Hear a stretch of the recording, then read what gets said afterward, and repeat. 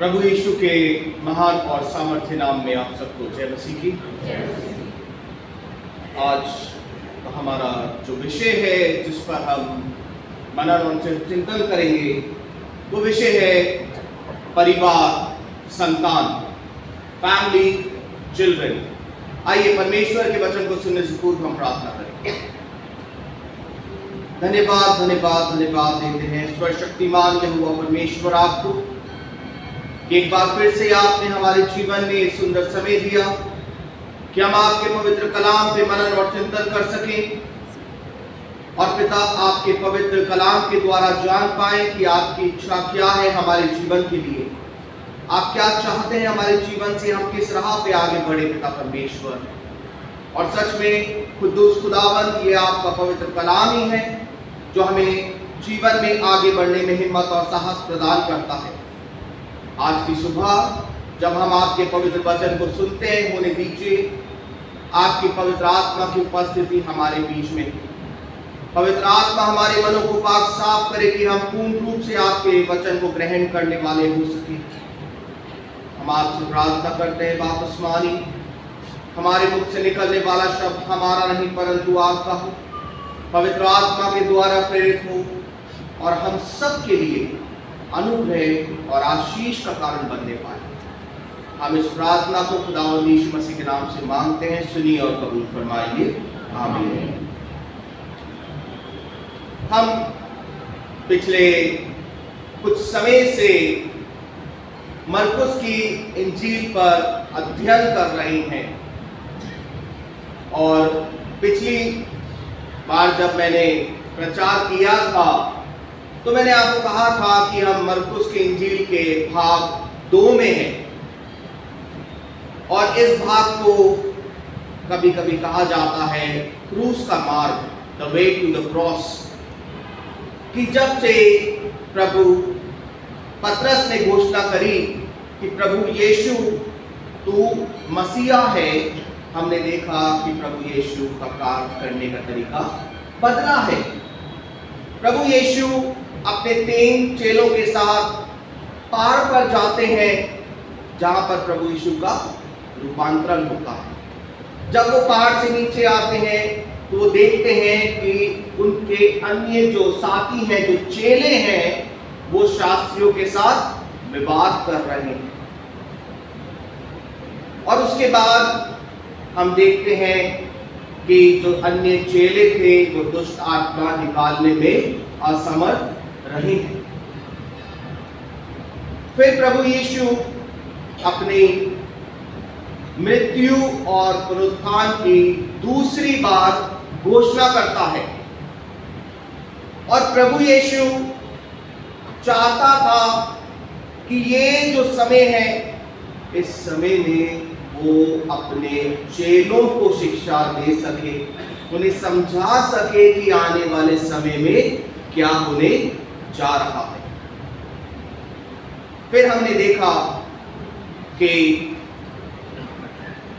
कुछ फरीसी लोग प्रभु यीशु के पास आ गए हैं और वो तलाक के विषय में प्रभु यीशु से क्या कर रहे हैं, प्रश्न पूछ रहे हैं जो मूसा ने उन्हें नियम दिया था व्यवस्था विवरण 24:1 में तलाक के विषय पर, उस पर क्या वो मांग रहे हैं प्रभु यीशु से स्पष्टीकरण, क्लियरिफिकेशन चाहते हैं वो प्रभु यीशु से। और हम देखते हैं कि प्रभु यीशु उन्हें उत्पत्ति की पुस्तक 1 अध्याय की 27 आयत और 2 अध्याय की 24 आयत से उदाहरण देते हुए समझाते हैं कि विवाह परमेश्वर द्वारा बनाया गया बंधन है और ये उसी के द्वारा डिजाइन किया गया है और ये सृष्टि में निहित है और विवाह को तोड़ना परमेश्वर द्वारा दिया गया कोई विकल्प नहीं था। मुझे एक स्टोरी याद आई है। एक दूर दराज से गांव में एक किसान था। अब इस किसान ने एक दिन एक लॉटरी का टिकट लिया, जैसे अभी हम नेशनल टिकट ले रहे हैं, उसने भी लॉटरी का टिकट खरीदा और उसकी किस्मत अच्छी थी कि उसे पहला इनाम मिला है जो कि एक कार थी। हमारे एकता उत्सव में भी कार है पहला इनाम, और उसको कार मिली। अब ये किसान बड़ा खुश हो गया कि मुझे पहला इनाम मिला है, वो कार है। लेकिन इस किसान को एक परेशानी का सामना करना पड़ा, क्योंकि इस किसान को कार चलाना नहीं आता, लेकिन ये किसी ना किसी तरह उस कार का इस्तेमाल करना चाहता था। इस किसान ने क्या किया, इसने अपनी खेती का सारा सामान कार में डाल दिया, फर्टिलाइजर, सीड्स, जितने भी टूल्स हैं सब कुछ उसने कार में डाल दिया, और कार के आगे उसने 2 बैलों को बांध दिया, और बैलों की मदद से वो कार खींचता हुआ अपने खेत में ले गया, और इसी प्रकार से वो अपनी कार का इस्तेमाल कर रहा था। एक दिन एक जवान लड़के ने देखा, जो उसके गांव का था, उसने जाके इस किसान से कहा कि भाई ये कोई तरीका नहीं है कार इस्तेमाल करने का। अब ये जो किसान था बड़ा इंटरेस्टेड था कार सीखने में, इसने कहा कि आप मुझे कार सिखाओगे।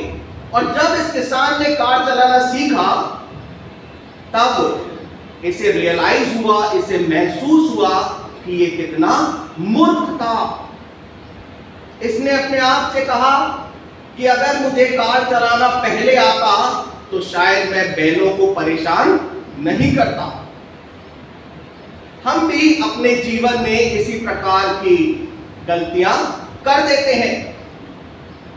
हमें भी परमेश्वर ने हमारे जीवन में कुछ गिफ्ट्स दिए हैं, और जब हमें नहीं पता होता कि उन उपहारों का, उन गिफ्ट्स का हम अपने जीवन में कैसे प्रयोग करें, तो वो हमारे जीवन में बोझ बन जाते हैं। और ऐसा ही एक उपहार हमें परमेश्वर ने दिया है, वो है हमारा परिवार। पोप जॉन पॉल II ने कहा, The future of humanity passes by way of the family, अर्थात मानवता का भविष्य परिवार के रास्ते गुजरता है।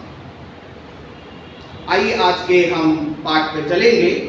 आज का जो विषय है, हम विषय से अलग नहीं जाएंगे। आज का विषय है परिवार, संतान। तो हम यहाँ देखते हैं मरकुस 10:13-16 में कि प्रभु यीशु जब तलाक के विषय पर शिक्षा दे ही रहे थे, वो समझा ही रहे थे, तब कुछ माता पिता अपने बच्चों को प्रभु यीशु के पास लेके आ जाते हैं कि प्रभु यीशु उनके सर पर हाथ रखे और उन्हें आशीष दे।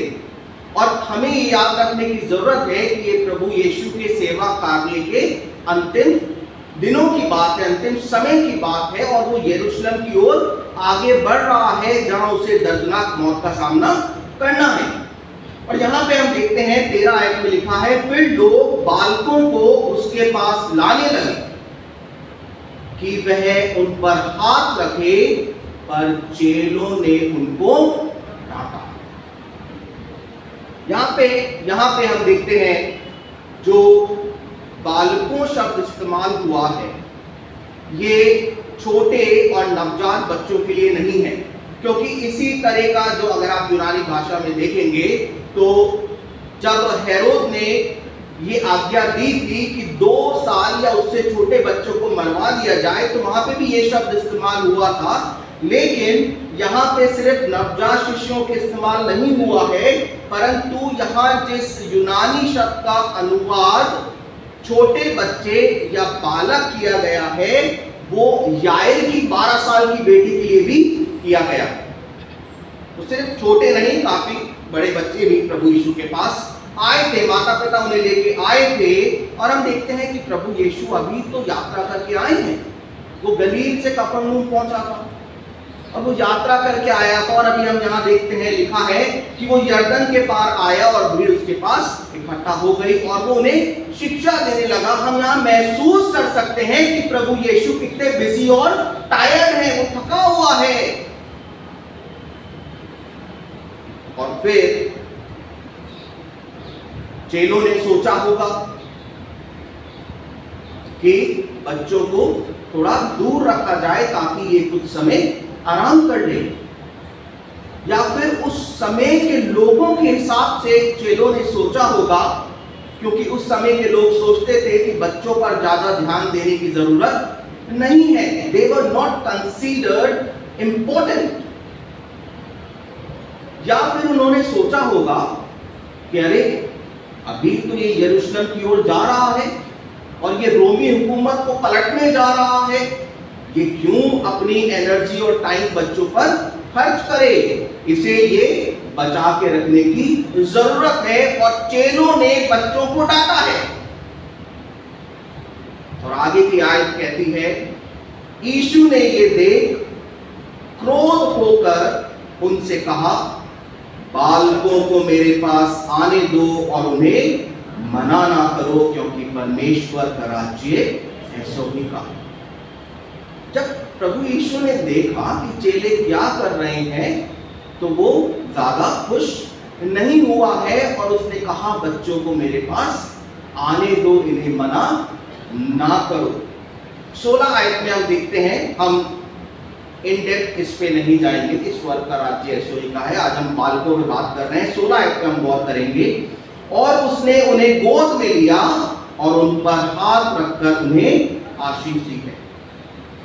सिर्फ मरकुस अपनी इंजील में हमें ये जानकारी देते हैं कि उसने बच्चों को गोद में लिया।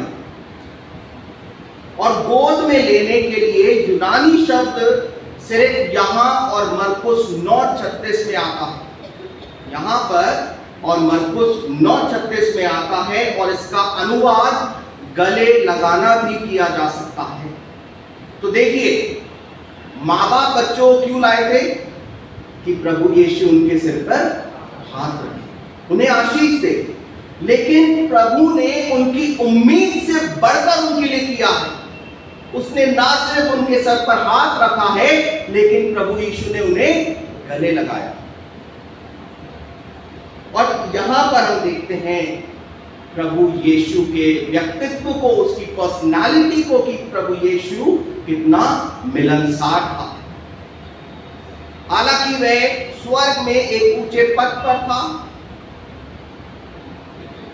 लेकिन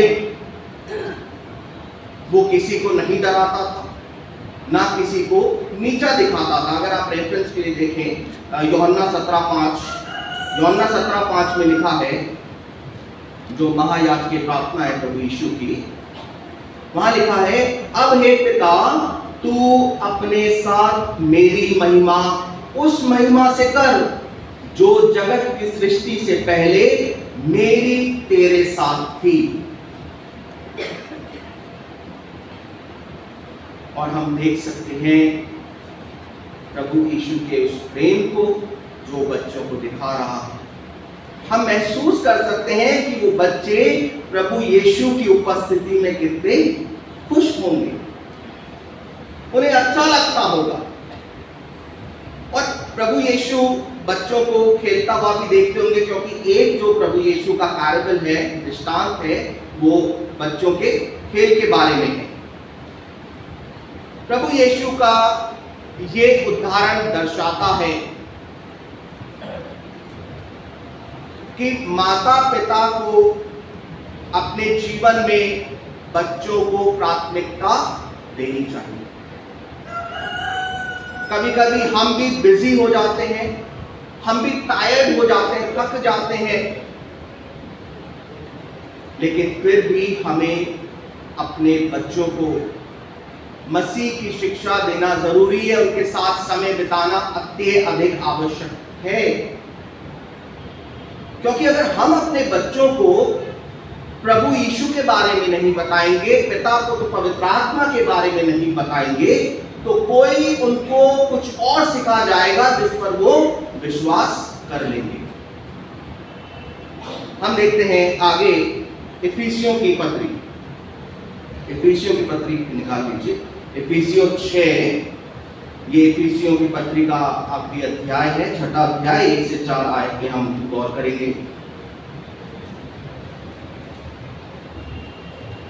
मैंने अभी कुछ देर पहले कहा, बच्चों को ज़्यादा इम्पोर्टेंट नहीं समझा जाता था, महत्वपूर्ण नहीं समझा जाता था।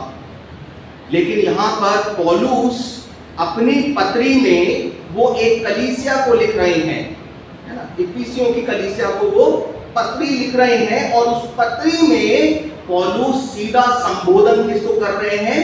बालकों को, बच्चों को वो सीधा एड्रेस कर रहे हैं।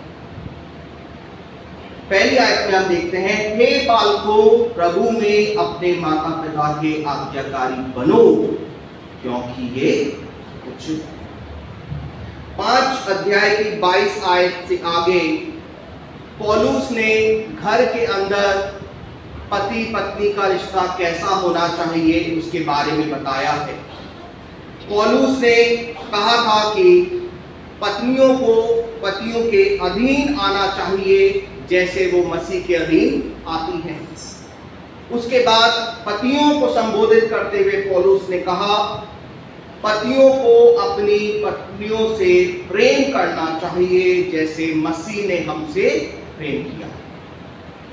तो दोनों बार मसीह में, जैसा मसीह के, और फिर बाद में जैसा मसीह ने। तो मसीह शब्द का प्रयोग करके पौलुस हमारे लिए एक मापदंड स्थापित कर रहे हैं। आगे देखते हैं, हे बालकों, प्रभु में अपने माता पिता के आज्ञाकारी बनो, क्योंकि ये उचित है, क्योंकि ये उचित है। कुलुसियों 3:20 में पौलुस कह रहे हैं, हे बालकों, सब बातों में अपने अपने माता पिता की आज्ञा का पालन करो।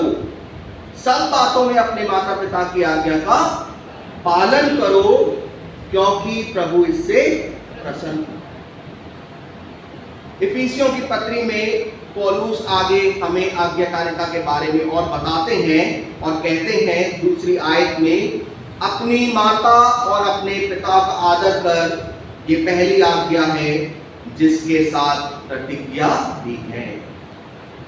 अगर हम 10 आज्ञाएं देखते हैं, 10 आज्ञाएं, निर्गमन 20 अध्याय, हम अगर यहाँ पे 10 आज्ञाएं देखते हैं तो 20 अध्याय की 3री आयत में हमें पहली आज्ञा मिलती है, तू मुझे छोड़ दूसरे को ईश्वर करके ना मानना। 4थी आयत में हमें दूसरी आज्ञा मिलती है, तू अपने लिए कोई मूर्ति खोदकर ना बनाना। फिर 7वीं आयत में हमें तीसरी आज्ञा मिलती है, तू अपने परमेश्वर का नाम व्यर्थ न लेना। 8वीं आयत में चौथी आज्ञा देखिए, तू विश्राम दिन को पवित्र मानने के लिए स्मरण रखना। और 12वीं आयत में हमें 5वीं आज्ञा मिलती है, तू अपने पिता और अपनी माता का आदर करना, जिससे जो देश तेरा परमेश्वर यहोवा तुझे देता है उसमें तू बहुत दिन तक रहने पाए। अब पौलुस कह रहा है कि 10 आज्ञाओं में से जो 5वीं आज्ञा है, तू अपने माता पिता का आदर करना, उसके साथ एक आशीष जुड़ी हुई है। और वो आशीष क्या है? तीसरी आयत में देखिए, इफिसियों 6:3, कि तेरा भला हो और तू धरती पर बहुत दिन जीवित रहे। तेरा भला हो और तू बहुत दिन जीवित रहे। आज्ञाकारिता से जुड़ी है भलाई और हमारे दिन। अगर हम दीर्घ आयु चाहते हैं, लंबी उम्र चाहते हैं, तो अपने माता पिता की आज्ञा को मानना है। अगर हम अपने जीवन में भलाई चाहते हैं तो हमें अपने माता पिता की आज्ञा को मानना है। हम कह सकते हैं, अरे वो मुझे समझते नहीं है, अरे वो पुराने विचार के हैं, अरे उन्हें मेरी स्थिति का पता नहीं है, मैं किस स्थिति में हूं। उन्होंने कभी अपने जीवन में ऐसी परेशानियां नहीं देखी हैं। हमारे पास 100 एक्सक्यूजेज हो सकते हैं, 100 बहाने हो सकते हैं, लेकिन 100 बहाने एक तरफ और प्रभु की आज्ञा एक तरफ। तू अपने माता पिता का आदर कर, क्योंकि इससे क्या होगा, तेरी भलाई होगी और तुझे दीर्घ आयु मिलेगी, तू धरती पर बहुत दिन जीवित रहेगा। और अगर हम चाहते हैं लंबी उम्र और अपने जीवन में भलाई, तो हमें अपने माता पिता की आज्ञा को मानना है, उनकी बातों को सुनना है। चौथी आयत में हम देखते हैं, हे बच्चे वालों, अपने बच्चों को रीस न दिलाओ, क्रोध न दिलाओ, परंतु प्रभु की शिक्षा और चेतावनी देते हुए उनका पालन पोषण करो।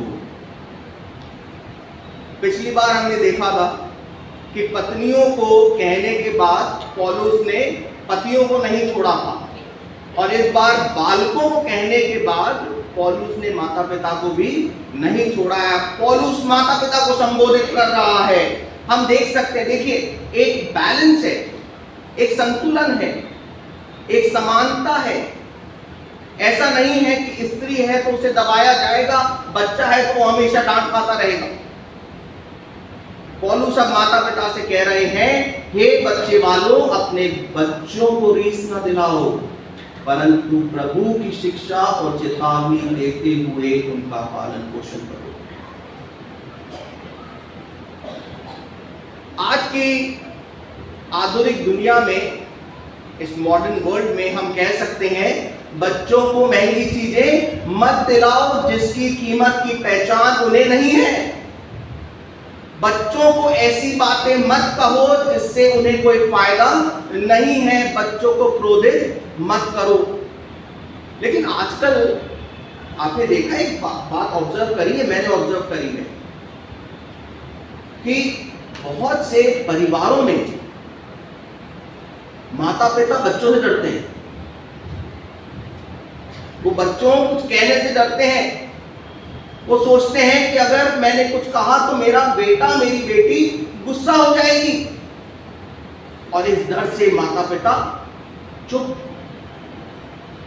वो बच्चों को अपनी मर्जी पर छोड़ देते हैं।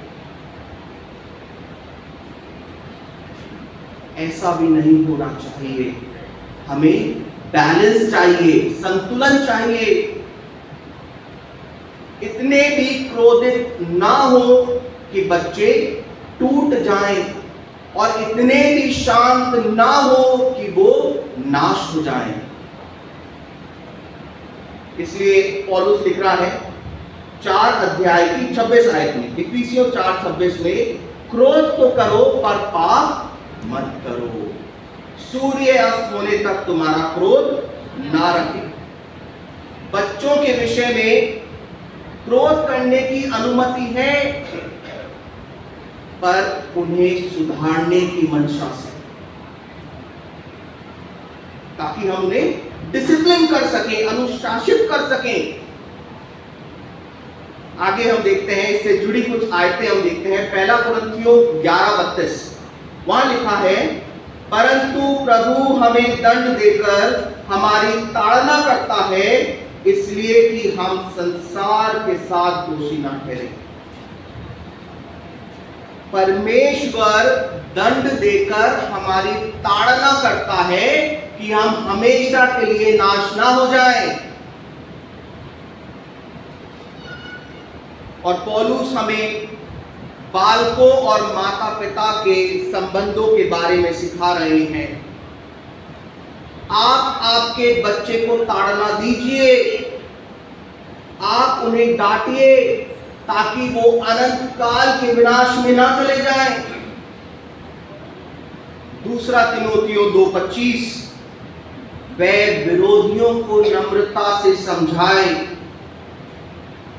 क्या जाने परमेश्वर उन्हें मन फिराव का मन दे कि वे भी सत्य को पहचाने। विरोधियों को नम्रता से समझाने के लिए सेवकों को पौलुस इस आयत में कह रहे हैं, सेवकों को पौलुस इस आयत में कह रहे हैं कि विरोधियों को नम्रता से समझाएं। देखिए, माता पिता के लिए पौलुस कितना अच्छा हथियार दे रहे हैं कि माता पिता को अपने बच्चों को प्रेम से, संयम से और नम्रता के साथ डांटना भी है, उन्हें समझाना भी है और उन्हें सुधारना भी है। आगे कुलोसियों 3:21 में पौलुस कह रहे हैं, हे बच्चे वालों, अपने बालकों को तंग ना करो, परेशान ना करो, ना हो कि उनका साहस टूट जाए। ऐसा ना हो कि उनका धैर्य टूट जाए, उनका साहस टूट जाए।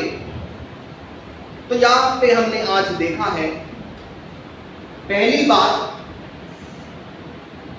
कि पौलुस बच्चों को कह रहे हैं कि अपने माता पिता का आदर करो ताकि तुम्हें दीर्घ आयु मिले और तुम्हारे साथ भलाई हो। और माता पिता को क्या कह रहे हैं, तुम क्रोध मत करो। और कुलूसियों में पौलुस कह रहे हैं कि बच्चों को तंग मत करो, परेशान मत करो, कहीं उनका हिया टूट ना जाए। पर ऐसा भी ना हो कि आप बात ना करें, आप चुप रहें, शांत रहें और बच्चों का नाश हो जाए। इसलिए ताड़ना जरूरी है। नीति वचन 13:24 कहता है, जो बेटे पर छड़ी नहीं चलाता वह उसका बैरी है। हम बच्चे पढ़ सकते हैं, जो बच्चों पर छड़ी नहीं चलाता वह उनका बैरी है, परंतु जो उनसे प्रेम रखता वह यत्न से उसको शिक्षा देता है। नीति वचन 29:14, अपने बेटे की ताड़ना कर, तब उससे तुझे चैन मिलेगा और तेरा मन सुखी हो जाएगा। जरूरी है ताड़ना ताकि वो आशीष पाए, अपने जीवन को सुधार सकें। और सबसे प्राथमिकता की बात है कि हमें अपने बच्चों को समय देने की आवश्यकता है। चाहे हम बिजी हैं, हमारा ऑफिस आज लंबा है, पर हम समय निकालें, बच्चों को प्राथमिकता दें ताकि हम उन्हें वो शिक्षा दे सकें, वो प्रेम बता सकें जो प्रभु हमसे चाहता है। इस वचन के द्वारा परमेश्वर हमें आशीष दे। आज पेंटिकोस के पर्व के पश्चात हमारा 19वां रविवार है। आज का विषय है परिवार संतान। आइए प्रार्थना करें।